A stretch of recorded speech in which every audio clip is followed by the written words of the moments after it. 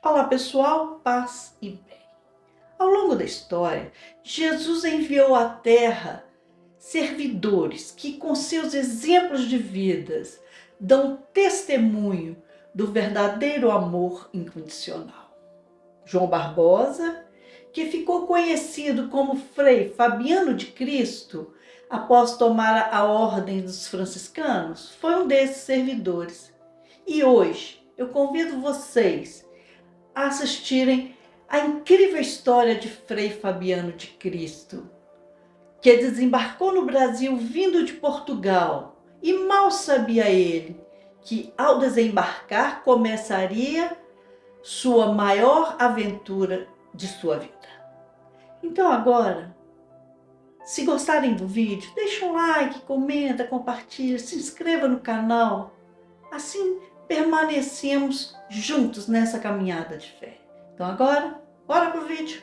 Vem comigo. Frei Fabiano de Cristo. Ao norte de Portugal, numa aldeia chamada Soengas, nasceu a 8 de fevereiro de 1676 Frei Fabiano de Cristo, que no século se chamava João Barbosa. Filho de Gervásio Barbosa e da senhorinha Gonçalves, formava uma das muitas famílias de vida simples que ali viviam, dedicadas sobretudo ao cultivo da uva.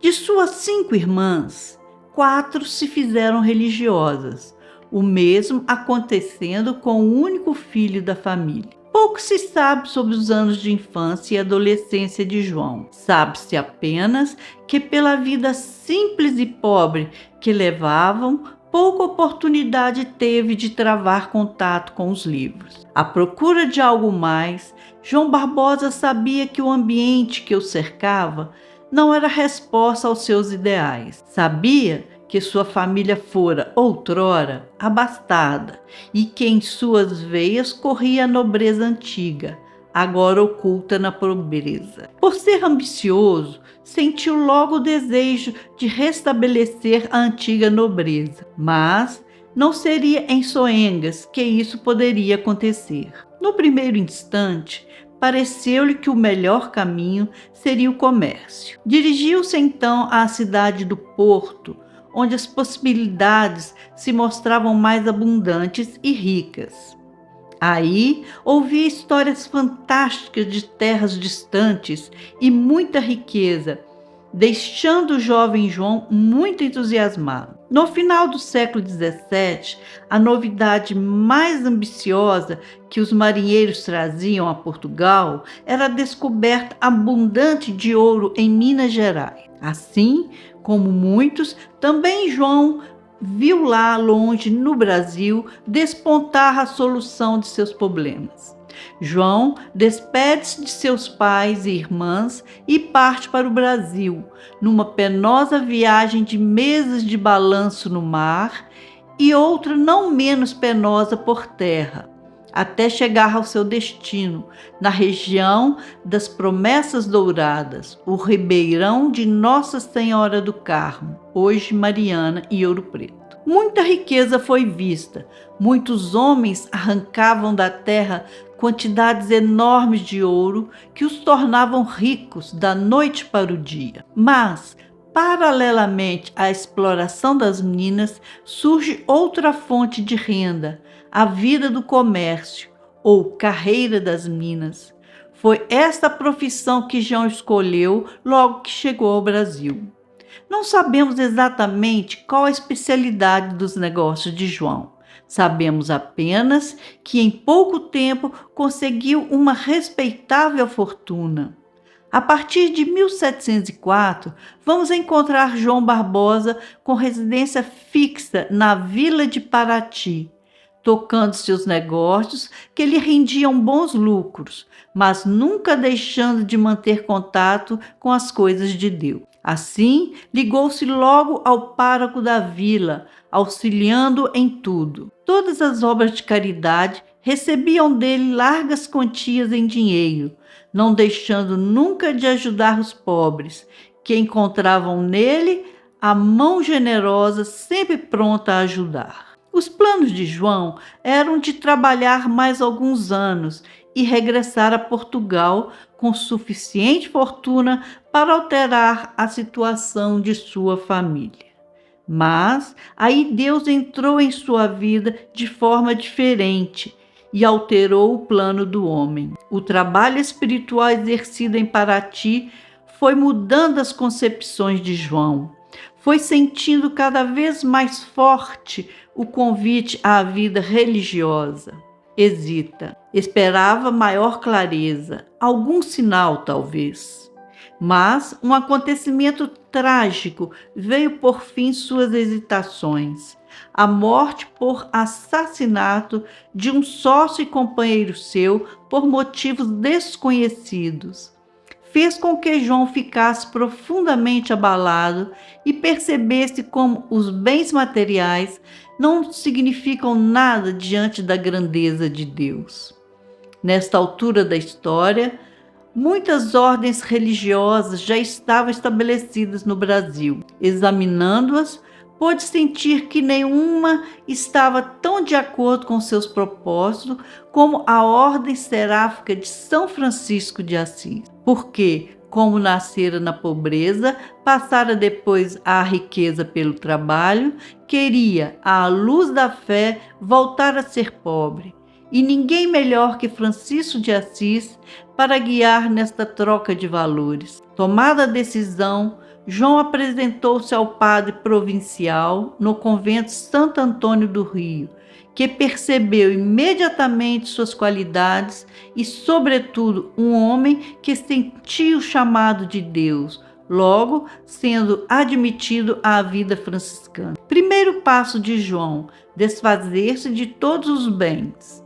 Dividiu toda a sua fortuna em 3 partes. A primeira foi enviada a Portugal para a família e para outros acertos. A segunda parte foi destinada às obras de caridade e a terceira foi distribuída entre os pobres. Assim, a 8 de novembro de 1704, apresentou-se no convento de São Bernardino, em Angra dos Reis, e no dia 11 de novembro trocou suas vestes seculares pelo hábito marrom de São Francisco, trocando também seu nome de João para Frei Fabiano de Cristo, nome pelo qual é conhecido ainda em nossos dias, pois foi a partir desta troca que ele enveredou pelos caminhos da santidade. Frei Fabiano de Cristo, no tempo de formação, optou por ser irmão franciscano. No final do ano de 1705, Frei Fabiano de Cristo recebeu ordens de transferir-se para o convento Santo Antônio do Rio de Janeiro, com o encargo de porteiro. Aliás, na ordem franciscana dava-se particular importância a esta função, pois prescrevia-se fosse ele entregue somente a religiosos de muita prudência, confiança e virtude, após 15 anos de hábito. A nomeação de Frei Fabiano de Cristo era um reconhecimento à sua virtude e confiança, pois estava apenas há 2 anos na ordem. Apesar do bom trabalho exercido por Frei Fabiano na portaria, os superiores pediram no ano de 1907 ou 1908 que ele tomasse conta da enfermaria. Imediatamente obedeceu e aqui, como na portaria, deu belíssimo exemplo de caridade. Embora não tivesse preparação especial para esta função, a caridade e o esforço pessoal substituíam as deficiências.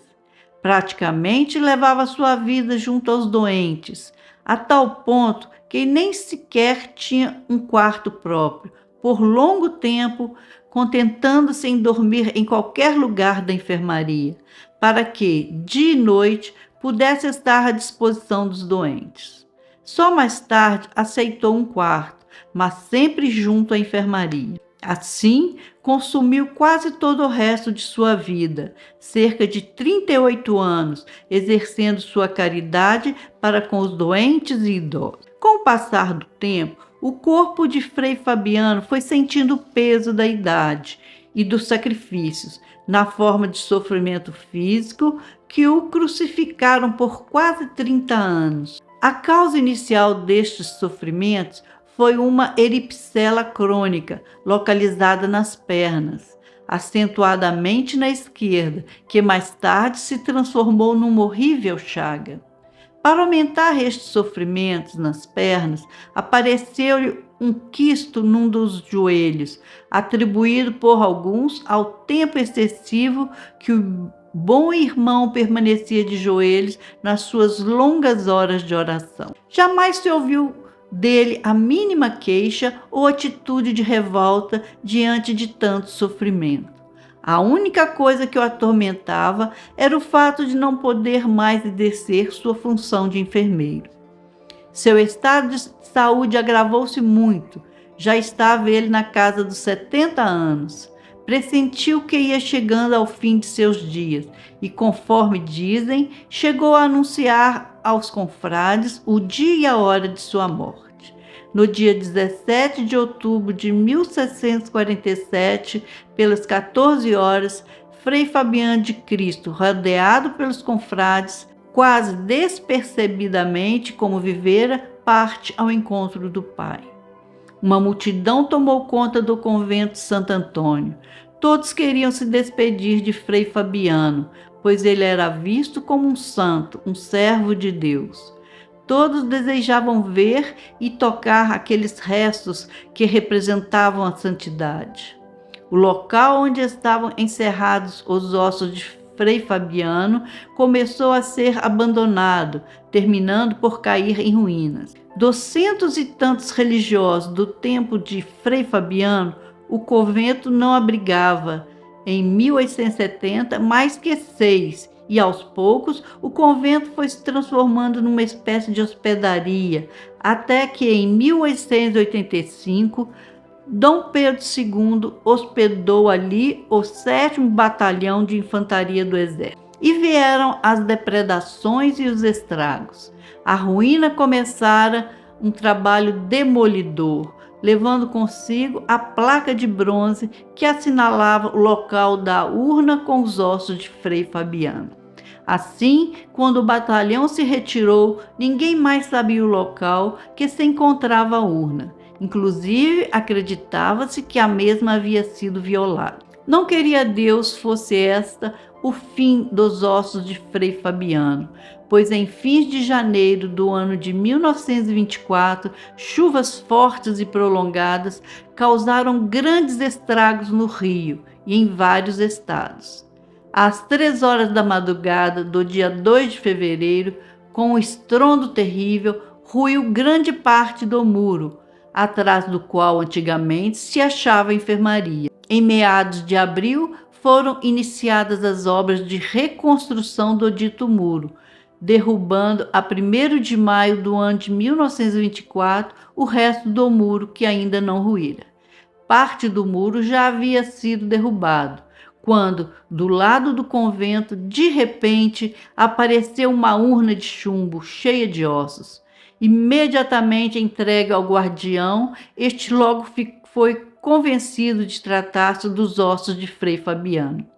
Abrindo a urna, encontrou em cima, coberto de cal, um documento em péssimo estado, onde ainda se lia Frei Fabiano, enfermeiro deste convento. Resolveram então encerrá-los em uma urna de mármore com uma pequena abertura lateral por onde se podiam ver os ossos. A urna foi colocada numa capela do lado esquerdo da igreja do convento de Santo Antônio, e a veneração recomeçou. Em pouco tempo, os fiéis começaram a procurar o santo irmão, como nos primeiros dias após sua morte. Ainda hoje, a procissão dos devotos continua a desfilar diante do altar singelo que abriga os ossos de Frei Fabiano. De todos os cantos do Brasil chegam cartas comunicando graças e pedindo lembranças do santo irmão, que, pequeno na terra, continua no céu uma presença benéfica, atestando como Deus é magnífico em seus santos. pois neles manifesta sua imensa misericórdia e sua paterna solicitude de ajudar os homens pelos homens. Agora, orem comigo a oração a Frei Fabiano de Cristo. Em nome do Pai, do Filho e do Espírito Santo. Bem-aventurados os que se humilham, porque serão exaltados. São palavras de nosso Senhor Jesus Cristo, de cuja verdade deu testemunho nossa vida, Frei Fabiano de Cristo. Toda a vossa existência foi um modelo de humildade, de resignação e de caridade, a serviço dos pobres, dos humildes, dos doentes e dos necessitados de amparo e consolo espiritual. Servindo aos semelhantes, fostes um fiel servidor de nosso Senhor Jesus Cristo em sua corte celeste. Bem-aventurados os que se humilham, porque serão exaltados. Fostes exaltado, Frei Fabiano, mas em vossa gloriosa santidade continuas a exercer a caridade, consolando os aflitos, curando os enfermos. Confiante em vossos merecimentos, eu humildemente recorro a vós, implorando vossa assistência. Senhor Deus, Rei do céu e da terra, eu, pecador, arrependido dos meus pecados, venho implorar-vos que, pelos méritos de Fabiano de Cristo, me seja concedida a graça. Fazer aqui o pedido. Também disseste, Senhor, pedi e recebereis. Aqui estou aos vossos pés, recorrendo a Frei Fabiano de Cristo, tendo fé em que não me negareis a graça que vos imploro, assim seja. Pai nosso que estais nos céus, santificado seja o vosso nome. Venha a nós o vosso reino, seja feita a vossa vontade, assim na terra como no céu. O pão nosso de cada dia nos dai hoje. Perdoai as nossas ofensas, assim como nós perdoamos a quem nos tem ofendido. Não nos deixeis cair em tentação, mas livrai-nos do mal. Amém. Ave Maria, cheia de graça, o Senhor é convosco. Bendita sois vós entre as mulheres, bendito é o fruto do vosso ventre, Jesus. Santa Maria, Mãe de Deus, rogai por nós, pecadores, agora e na hora de nossa morte. Amém. Glória ao Pai, ao Filho e ao Espírito Santo, assim como era no princípio, agora e sempre. Amém. A caridade aplana os caminhos por onde transitam os sofredores. Frei Fabiano de Cristo. Um forte abraço. Fiquem com Deus.